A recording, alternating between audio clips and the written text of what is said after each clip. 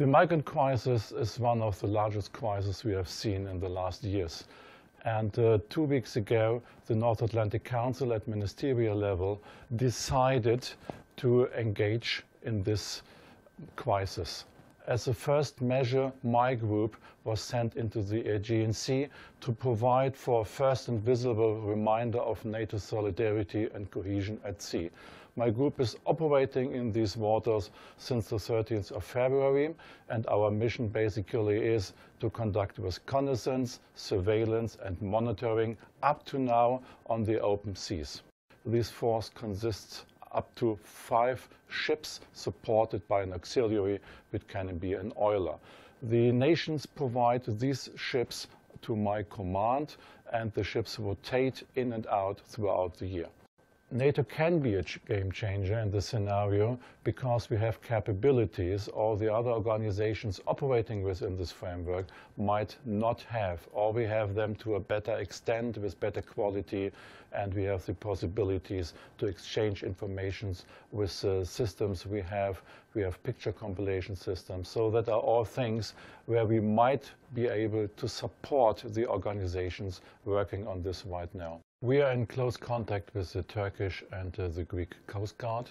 We already had our first meetings, and we agreed to exchange the information we have basically on VHF as well as on phone, so that we have an idea where the migrant flows are. We have an idea basically what we see, and we can provide the information we are collecting via these means, via our own means we have on board the ship, to the Coast Guard, so that they can react. The same applies for Frontex as well. Frontex is part of this, and at the tactical level we will exchange the information as best as we can with Frontex as well, and the means for the information exchange are currently under evaluation, how we address basically the needs of the units of the Coast Guards and Frontex operating in that area, how we can support them best. From my point of view, it is an issue addressing all Europe.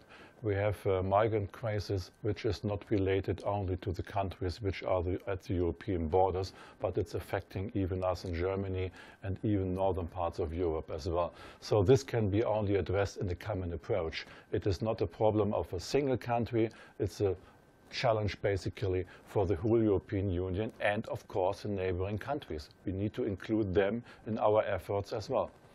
If we have a case where we have a risk for the lives of the people in the boats, of course it is the obligation in the framework of international law of all commanding officers to save these people. It's a so-called SOLAS case.